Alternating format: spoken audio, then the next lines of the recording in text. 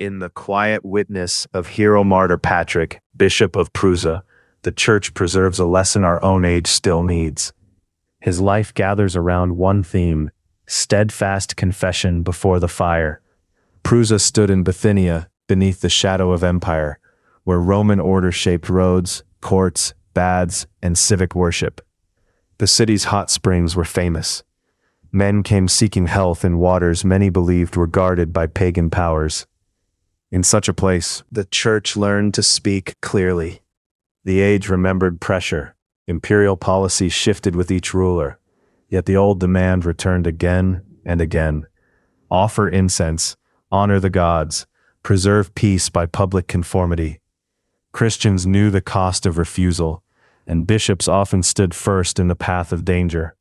Patrick served as bishop in this atmosphere of watchfulness. He was a shepherd before he became a martyr. His task was ordinary in the best way. He taught the faith, guarded the flock, offered the divine liturgy, and kept hearts steady under threat. The Church does not hand down many details of his youth. Silence remains over his birthplace, his family, and the years of training that formed him. Yet the shape of his later witness suggests a man schooled in obedience. Such courage does not appear in a single hour. He would have learned the scriptures in the Church's hearing. He would have received the sayings of the Holy Fathers through the living memory of clergy and ascetics. Prayer formed his speech. Fasting trained his body. A bishop's public firmness usually begins in hidden self-restraint. Bishops carried more than administrative burdens. They were fathers of the poor, guardians of doctrine, and visible signs of the Church's unity. When trouble rose, the city looked toward them. Patrick's calling required the calm of nepsis. A watchful heart was needed. One imagines him standing before the holy table in a modest church at Prusa, lifting his hands in prayer while lamps trembled in the sanctuary. There the mystery of his strength was nourished. The martyr's confession begins long before the courtroom. It begins in worship. His companions entered the memory of the Church beside him. They were priests or churchmen, fellow laborers in the same confession. Their names are given with his because martyrdom in the Church is often shared. Faithfulness ripens in communion, under one Lord and one chalice. The circumstances closing around them were shaped by hostility toward Christians and by the public life of pagan devotion. In Prusa, the thermal waters were tied to old cultic claims. Civil religion and healing custom met there. Patrick refused to grant sacred honor to created things. That refusal brought accusation. To govern a city was one matter. To rule conscience was another. Officials could command outward acts, and they often sought visible submission. A bishop's resistance carried weight. If Patrick yielded publicly, many weaker souls might stumble with him. So the trial came. It was a familiar scene in the age of martyrs. Authority sat robed in legal power. Soldiers stood near. The accused were summoned to show loyalty through sacrifice. Patrick answered as a bishop must. He confessed Christ as the true God. Some accounts place the confrontation near the heated springs for which Prusa was known. The place mattered. The governor wished to bind civic pride, pagan piety, and imperial pressure into one demand. Patrick saw through the gesture. Warm water could not heal a soul bowed to idols. His words were direct. He denied that the springs were divine and rejected the false gods linked to them. The creation is good, but it is not to be worshipped. Here his steadfastness became theological clarity. The bishop guarded right praise because salvation depends on truth. This is the inner line of his witness. A Christian may receive medicine, use water, and bless God for bodily relief. Yet thanksgiving rises to the Creator. Gifts are honored rightly when they lead the heart upward. Patrick would not give that upward motion to demons masquerading as powers of nature. His refusal was not theatrical, it was pastoral. A bishop who tolerates confusion in worship wounds the flock. In his hour of testing, he preserved the first commandment for those under his care. The governor answered with threats. Threats were meant to loosen the bond between word and conviction. Pain was promised. Death stood near. Patrick remained settled. This stillness belonged to grace. The Church later saw in him the fruit of ascesis. the long training of soul and body. His companions shared the same resolve. They did not bargain for life by shifting blame onto their bishop. They stood with him. This companionship matters. Orthodox memory rarely isolates sanctity into private heroism. These men endured together, like confessors standing through a vigil in darkness. The persecutors moved from argument to cruelty.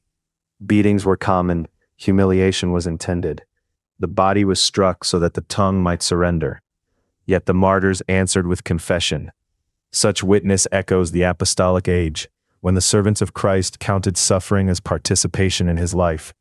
Patrick's episcopal office gave his endurance a public meaning. The bishop remained upright under punishment, and by doing so he taught without a pulpit. The faithful learned where true authority rests.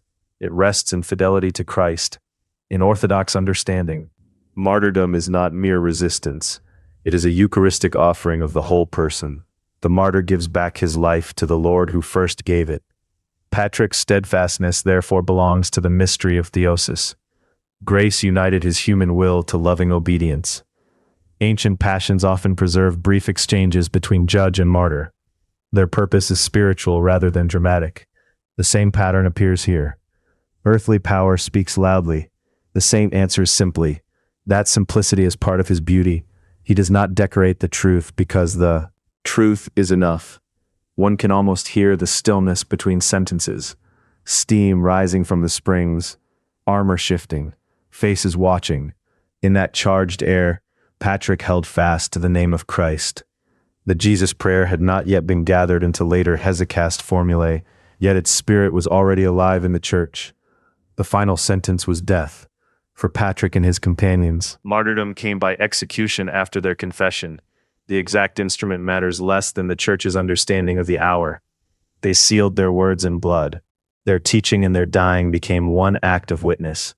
Thus the Bishop of Prusa entered the company of Hieromartyrs.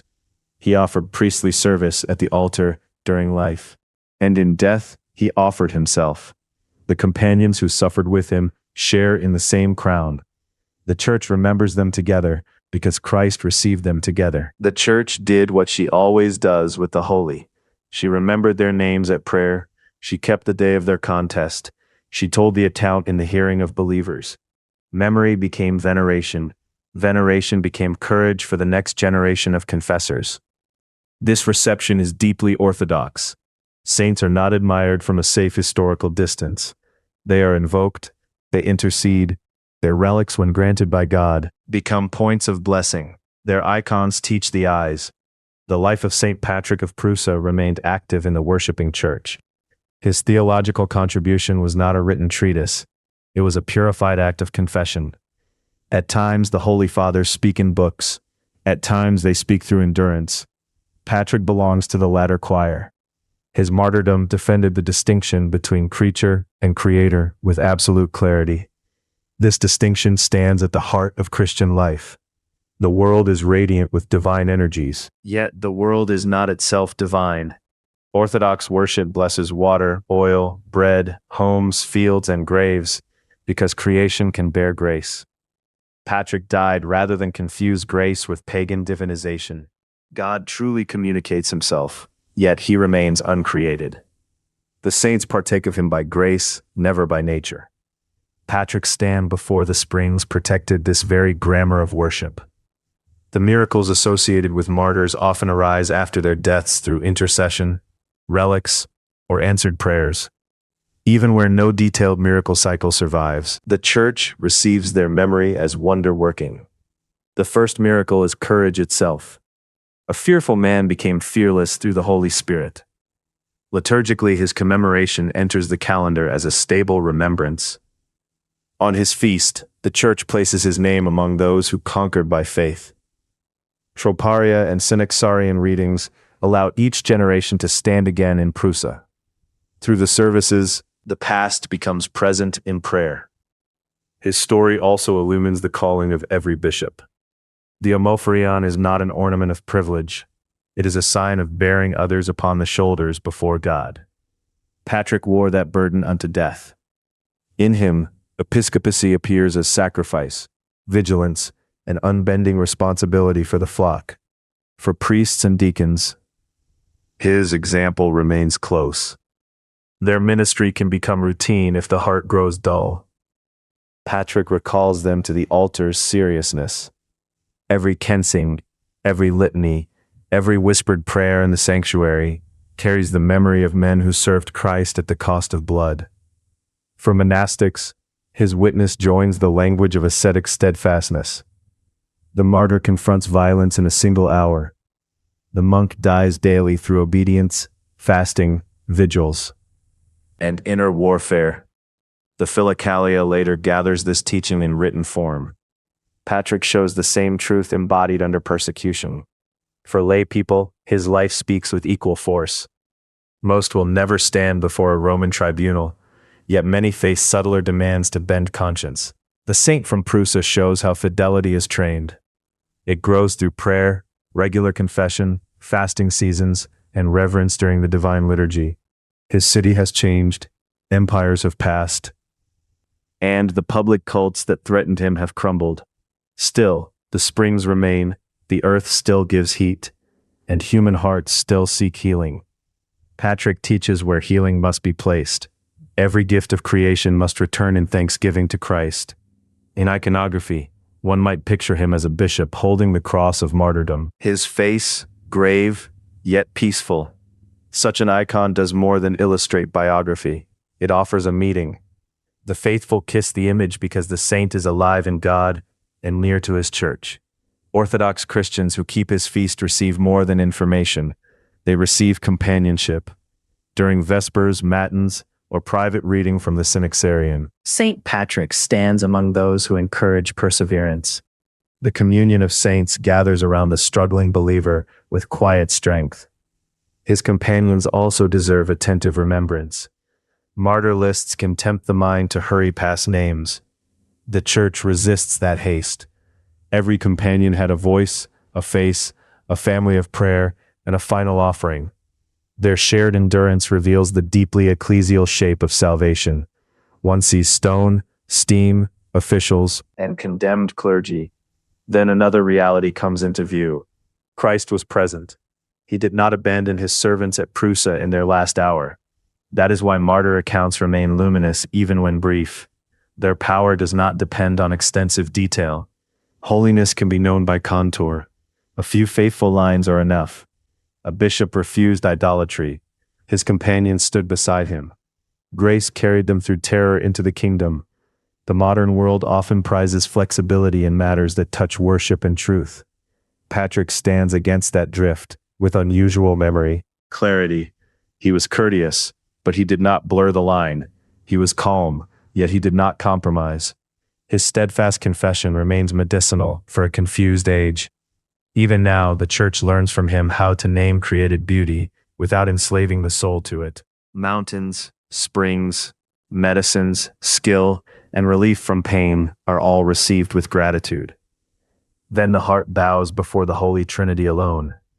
Saint Patrick guarded that bow with his blood, so his memory endures in the Orthodox conscience. It lives in feast days, in Synaxarion readings, in icons, in the whispered prayers of clergy before serving, and in the resolve of ordinary Christians who refuse false worship in quieter forms. His life still teaches watchfulness. There a bishop and his companions stood steadfast before the fire and entered unshaken into Christ's peace.